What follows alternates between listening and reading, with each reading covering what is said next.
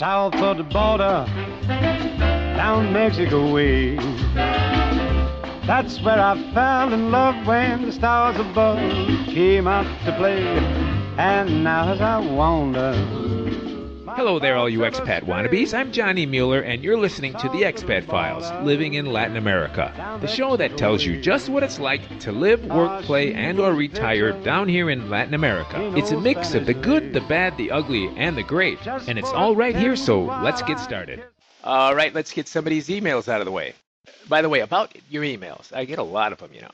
I do read them all, but I can't answer them all, especially the ones that are very specific. If you get too specific, like you ask me what towns or cities in a particular country have the best real estate prices, the most spectacular views, or the least corrupt cops, well, if I can't give you a good answer, I sure can find out because I have lots and lots of context down here. But I'm not going to read those emails on the air either because they're way too specific. And naturally, I don't have time to reply to everyone's email. In fact, I'm looking at the emails that came in this year at my Gmail site. It's 11,000 and some change. Of course, that includes all the exiled Nigerian princes who need my bank account numbers to help move their funds. Yep, the Expat Files is #1 with a bullet in Nigeria. Who'd have thunk? Oh, and if you hear some noise in the background today, right next door, there's some jackhammering going down. I can't do anything about it. Now, as far as people sending me very detailed emails about their particular circumstance, that's why I have one-on-one Skype and phone consults. So if you're in a jam or confused and you need specific answers, just sign up for a half-hour or hour personal consult with me. First step, I'll send you my consult questionnaire form. It's got lots of pertinent questions on it and, by the way, is a very good guide for anyone who's setting up a plan B. So even if you're not looking to have a personal call with me, I'll send you the questionnaire because it really does spell out all the things you need to be thinking about on your way to accomplishing your own plan B. Oh, and another thing, I've done hundreds of one-on-one phone consults, and I'd say in at least half the cases, people divulge a lot of very personal information. Sometimes it's absolutely necessary to move your plan along. Of course, people tell me what they want to tell me. However, a lot of times it's about assets, finances, banks, medical problems, divorces, problems with the IRS, debts, bankruptcies, problems with the law, etc. Lots of that stuff is highly personal and you don't want it to get out on the net. And if you use the traditional methods to talk, phone, Skype, Magic Jack, whatever, well, they're just not secure. In fact, anything that's connected with a phone company, Google, or Facebook is out there for everyone to see. No problem, though, because if you have some sensitive information to share, we'll use a very secure, encrypted service. So if you want the conversation to go down that way, and a lot of people do, I'll set you up with a little program you can install. From then on, when we talk, it's completely private and encrypted. All right, speaking of moving along on your Plan B, we're getting close to the last call for my July 2019 Expat Insider Seminar. Now, as this show is first going out on June 15th, and the seminar kicks off on July 6th, we're about 3 weeks away, and there's still time to sign up for a week-long blast from the fire hose. Just go to www.thenewexpat.com, click on Johnny's seminar link. All right, let's clean up a few emails now. This one comes from Hayek's Ghost. Hayek's Ghost. You libertarians out there know the famous philosopher/economist Friedrich Hayek, right?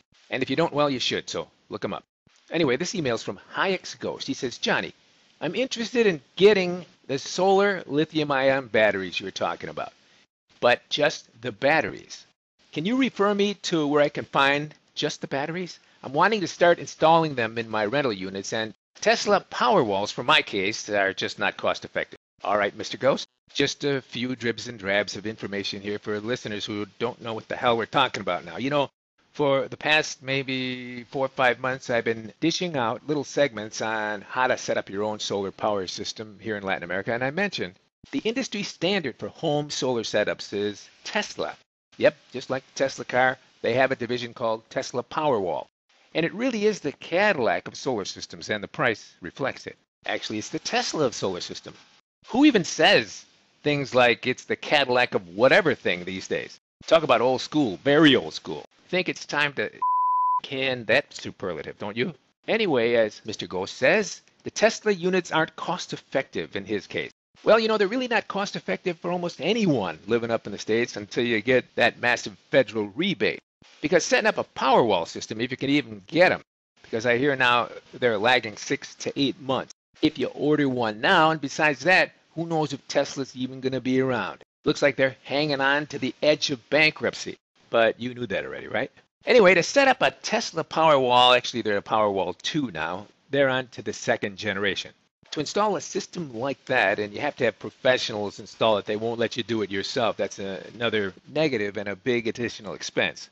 Anyway, to set up the so-called Cadillac of solar-powered home systems, it's going to cost you $15,000 to $20,000, way out of the price range for average people. Of course, Tesla and practically all the solar power installers throughout the world offer finance plans, but I think that's rather stupid.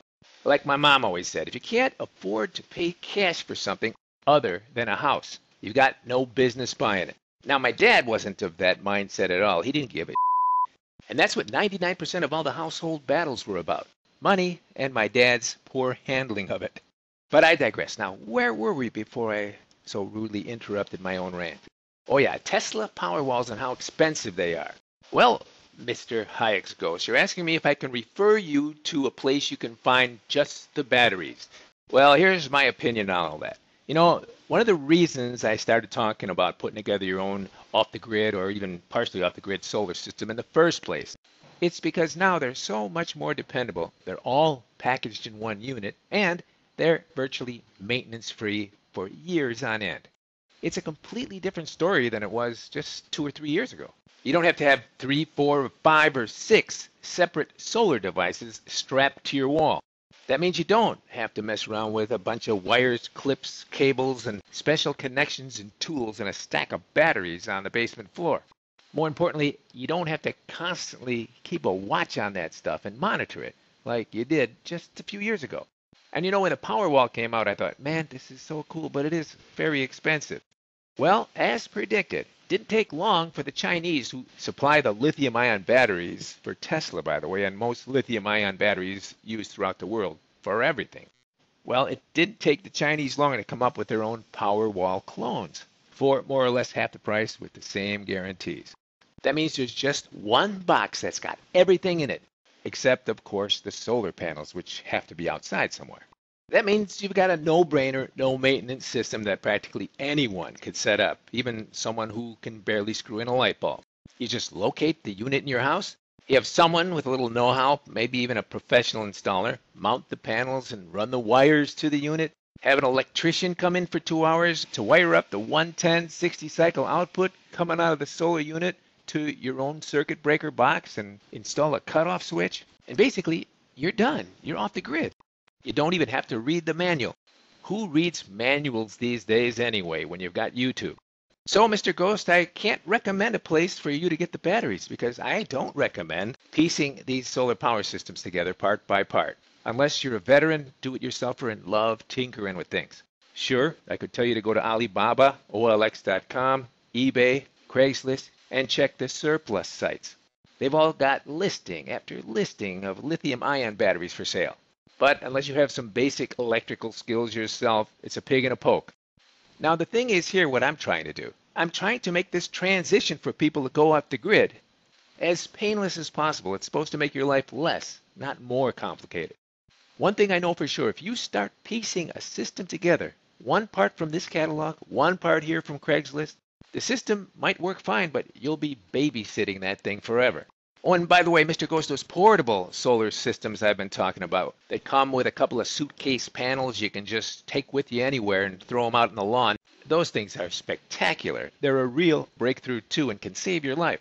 There you've got portable suitcase solar panels and a very light and super powerful all-in-one unit. In fact, some of the very best ones I've seen lately, they put out around 1,000 to 2,000 watts, and they only weigh at the most 50 pounds. So you've got a unit with a battery that can hold 1,000 to 2,000 watts. What's that really mean? That'll run your refrigerator, computer, TV, a few lights and other small gadgets for 8 or 10 hours. Then the next day when the sun comes up, the panels will recharge the system and you got another 10 hours. If you're really good at planning your energy usage, you could squeeze even more hours out of it. Normally what I'd recommend is 2 of those suitcase panel units, 200 watts each. That's a total of 400 watts of charge power when you've got them out in the sun. So during the day you just throw them out on the lawn or wherever you are, And while the sun's shining on those panels, you can run some small appliances, computer, refrigerator, stuff like that, while you're still charging the unit. So your solar panels are supplying the power you'll need during the day while the sun's shining, and at the same time it's recharging your batteries for use in the evening. I'll be going into a little bit more detail on the portable power unit in a couple of weeks, so stay tuned for that. Oh, and by the way, I just ordered another unit like that from China. It's on its way. I'll be checking it out shortly, and I think it's the one I'm going to recommend that everyone get, but we'll see. Stay tuned. Again, let me repeat. This is the portable unit I'm talking about, not the whole house unit with the 15 panels and weighs 400 to 500 pounds and costs 8 to 10 grand. I'm talking about the emergency solar power station, one you should all have, even if you're living up in the States, especially if you're living up in the States. But note, it's not for powering up big items like air conditioning, your washing machine, or electric range. But it'll certainly get you through power outages just fine, whether they're prolonged or just a few minutes. Man, I'm telling you, if these things were available during Hurricane Katrina, it would have been a whole different ballgame. But they weren't. It's new, lighter, longer lasting, and streamlined technology, and they're just coming online now. So you've got 2 suitcase solar panels. That means they look just like suitcases.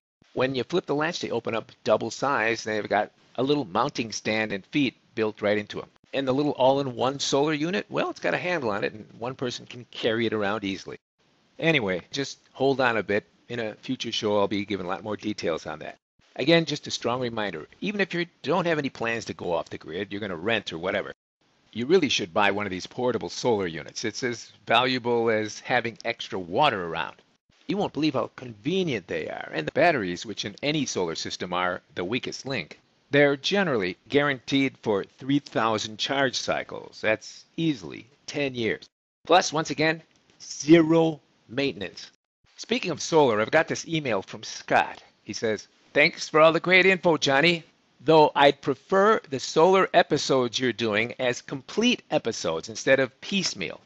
Knock them out in a few episodes, then get back to the healthcare and whatever else those geezers want to listen to." Hey, wait a minute, Scott. Are you calling my listeners geezers?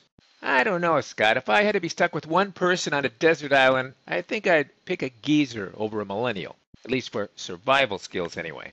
And make that a good-looking, hard-body, extra-fit female geezer, of course. Hey, why not, if given the choice, huh? Then he says, my electric bill states that in 2018 we used 6,102 kilowatt hours. Question is, Johnny, what size off-the-grid system might that translate into for me? All right, Scott, me, Johnny here. You're right in the ballpark for that exact system I was talking about in a previous show. Now, I don't know what part of the States you're living in, but you'll get less sun days than you would if you were living in Latin America.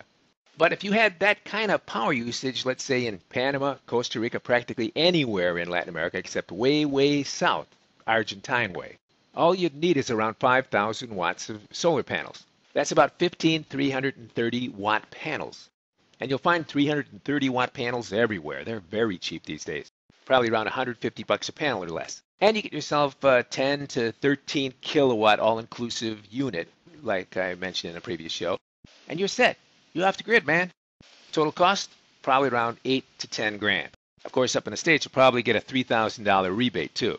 But we're talking about Latin America. No one down here is offering a rebate like that, but who cares? Getting off the grid and out from the tentacles of the power company is its own reward.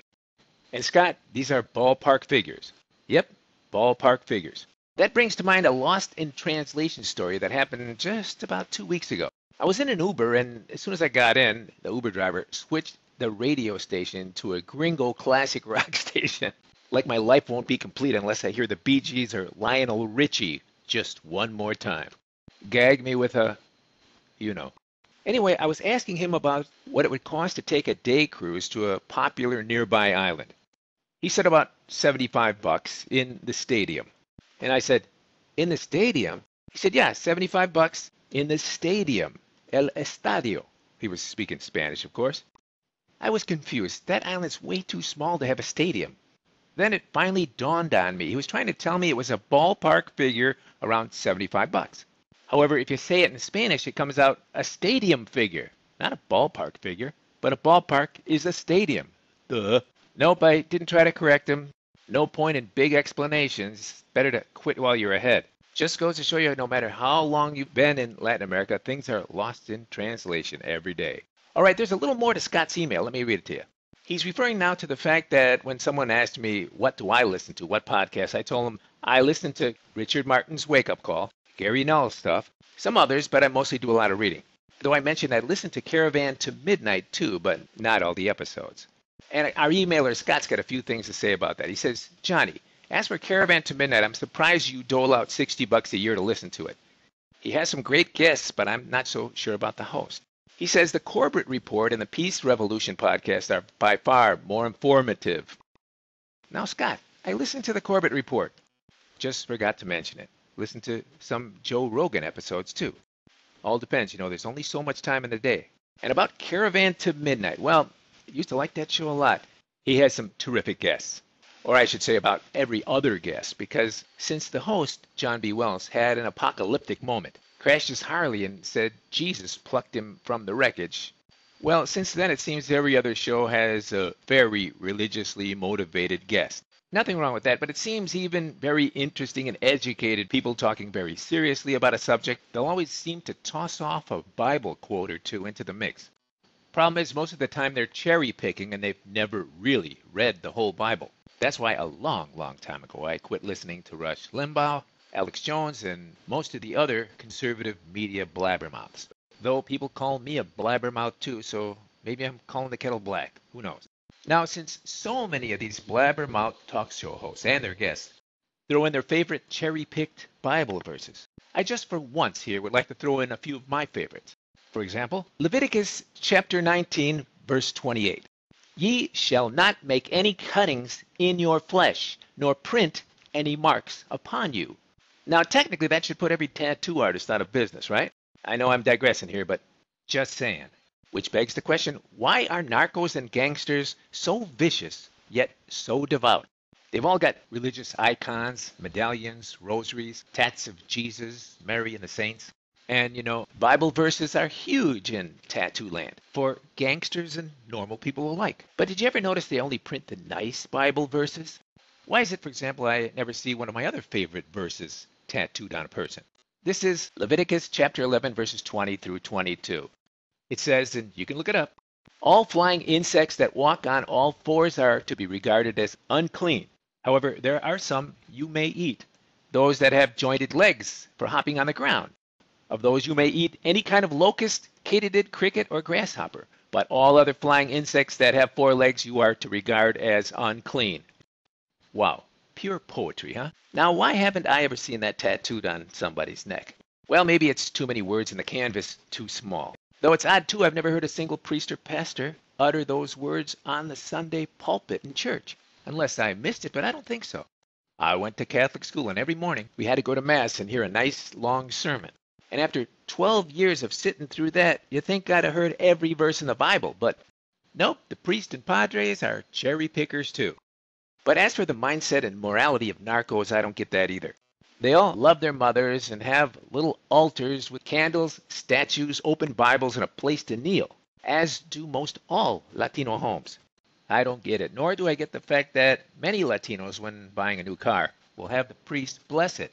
Hey, I've actually witnessed that. Though if you've ever driven down here, you'd know that asking for good luck on the road from anyone, under any circumstances, is not a bad idea. All right, continuing on with pertinent emails, we've got one here from Mr. A lawyer from the late great city of Atlanta. He said, Johnny, I'm curious about something. You seem obsessed with the cost of utilities in Latin America. What's up with that? Power and gas and such represent such a minuscule portion of one's life expenses so as to be virtually irrelevant. Not sure if it's just my American white male attorney privilege, but I've never once nor would I ever contemplate even 1 second the cost of utilities in terms of where I might be moving or living. Those costs would have to exceed the world average by 100 times or more to be relevant in the analysis for me. $50 versus $150 versus $500 a month for utilities, pretty much all the same in the grand scheme of things, I think. Johnny, you mentioned Costa Rica having high natural gas and power costs. High as in how much? More than $500 a month for a small household? Surely not. Probably not even $200. So why is that even worth mentioning? Is it maybe your average listener or seminar attendee really is strapped for cash? What would you say is the median net worth of your seminar attendees? 100,000 or less, or in the high six-figure, low seven-figure range? Presumably the former if they're worried about the cost of electricity. Signed, Mr. A, attorney at large. You know, if you were to translate that into Spanish, it would be large attorney. Nope, I'm not fat shaming again. It's just a quirk of the way they transpose the noun and adjective in the Spanish language. Actually, our counselor, Mr. A, is a very trim and fit feller. He's got an icon here, and I can see what he looks like. By the way, you heard Mr. A say something about his white male privilege. Well, the other day I was talking to Expat Eddie, and he was saying that women may bitch about white male privilege, but they've got a supreme female privilege that trumps everything. It's called multiple orgasms. By the way, speaking of lost in translation and transposing nouns and adjectives, well, I predict, and you heard it here first, there's going to be big trouble brewing shortly when lag time kicks in and the social justice warriors start appearing here in Latin America. You don't see them yet, but they're coming. I predict it's going to be a really big deal in one particular area, the language itself. Now, the Spanish and French languages in particular don't conform at all to the SJW vision of the world. Why? Because both the French and Spanish languages are sexist. Why is that? Can you guess? That's because a huge percentage of nouns are designated feminine, words that end in A, and masculine, words that end in O. That's against everything the social justice warriors are pissing on about.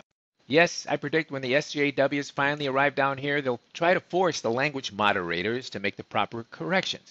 That would be to gender neutralize the vocabulary, probably even issue an institutional apology. Then you've got real problem words like the word casa, which means house. It ends in A, meaning it's feminine. So think about it. The casa, the home, the hearth, ends in an A female designation. That would be, according to SJWs, not only sexist, but classist, designating the house as a woman's domain. But there are also ironies throughout. Take, for example, the word tequila or cerveza, beer. Those are feminine. They end in A. How'd that happen? Anyway, I predict sooner or later the SJW agenda as it lands in Latin America will launch a full-scale attack on the genderizing of words. Being that the Spanish, French, even Portuguese cultures are way out of step with the LGBTQ, WTF society and SJW culture. The question is, will it succeed? No way. This is Latin America, you know. The question is, how can all you intelligent people up in the States put up with all that crap? Do you really need another reason to get the hell out of Dodge? Oh, and you might wonder, have social justice warriors landed in Latin America already? Well, I can tell you right now, there's always going to be some at the college campuses. We're all allowed to be somewhat idealistic, moronic idiots at that age. I stand guilty myself. But as for real SJWs with power trying to infiltrate and elbow their way into Latin society, insert laugh track here. All right, before I so rudely interrupted myself, where were we? Oh yeah, Counselor Mr. A asks in his email, why do I seem so anally obsessed with the cost of utilities? It's not even worth mentioning, according to him. Well, Counselor, I'd say about 10 to 20% of the people that come to my seminars are very well off. They could live anywhere, even build their own compound up in the States, go completely off the grid with their own private security force. But they still know, and they tell me this all the time, money won't help. When the poop hits the ventilator up in the States, all bets are off, and that's why they want to have a nice, safe plan B where they can watch the first world implode from a non-strategic site far, far away. So you've got that 10 or 20%. Their intentions for having a plan B are somewhat different than the bottom 10 or 20%. Basically, backpacking, tree-hugging, geography teacher types. Most of them had backpacked through Latin America a long time ago when they were college kids, often as Peace Corps volunteers or with do-gooder church groups. And now that they're close to retirement after they've gotten their years in as a geography, art, or science teacher, or even government worker, they just know by first-hand boots-on-the-ground experience that Latin America is the place they want to retire. They've been down before. They really like the climate, the culture, and the people. As for the others that come down to the seminar, the majority, about half of those have their own small businesses. They've got assets and are really good savers. They've got rental units, pension plans, 401ks, etc., but they're old enough to know how the United States used to be, and they don't like where it's going. They know nothing can fix it. It's not going to get better, only worse. They want to get off the treadmill, get healthy, and lower the stress. That's why they're formulating a plan B. Then we've got the other half of that in-between group who are on a fairly limited pension, budget, or Social Security, and they know they'll never be able to live a first-world style of life when they finally get to retirement age. So there's a lot of people coming to the seminars and listening to this show who are just about ready for their Social Security or pension to kick in, and they want out, knowing it's just not going to be enough. So, counselor, if you think I'm too anal or obsessed with the cost of utilities, because I bring it up quite a bit, it's a very popular item. And it's true, as you pointed out, whether it's $50 versus $150 or $500 a month for utilities, that won't make a difference to someone who's living on $5,000 a month. But remember, the average Social Security check's only around $1,200 to $1,500 a month. So even if the utility bills were $200 to $300 a month, that's a pretty good chunk. Now, I mentioned, Costa Rica's gas and power costs are rather high. Just figure they're about 3 times as high as yours are in Atlanta. Now, I know, for example, during the 4 months of summertime in Chicago, it can get pretty hot. In fact, my mother has a small house north of Chicago, built in 1960. It's only around 1,400 square feet. She lives alone except when my brothers and sisters are in the marital doghouse. She tells me her electric bill in the summer is around $250 a month. Then the winter kicks in and it drops down to around $80. But then her gas bill kicks up because she's got gas central heating. So she's got this little house and her utility bills are around $300 a month on average. Let's contrast that with Latin America. I don't think I've ever met a gringo or expat yet who's been living down here, same kind of situation, small house, air conditioning or not, who pays more than $100 a month for all utilities combined. So, counselor, yes, most of the people who listen to this show and who go to the seminars are concerned about the cost of living at home and here in Latin America. And that's why we keep hitting on it. And when the request for that kind of info drops off and people want me to concentrate on other topics, no problem. We can switch gears in a Miami segundo. And counselor, about the net worth of the people that come to the seminar, I'd say it's probably in the high 6 or low 7 figures. That's because a couple of really high rollers generally skew the curve. Though I'd say a much more important number than the net worth is how much debt you're in. I'll tell you what, I know lots of gringos and even more Latinos who look like they're doing awful damn well, though they don't sleep too well at night. Yep, perpetual debt has a way of gnawing at you, doesn't it? You've been listening to the Expat Files, Living in Latin America. If you need some help with your own Plan B, you can schedule a one-on-one phone call with me. But first, download my free Plan B questionnaire at www.thenewexpat.com. Better yet, if you want to get your Plan B going from right up there in the States, just sign up for my 9-hour Expat Essentials course. Get the perfect Plan B blueprint by going to theexpatfiles.com/academy. Nos vemos.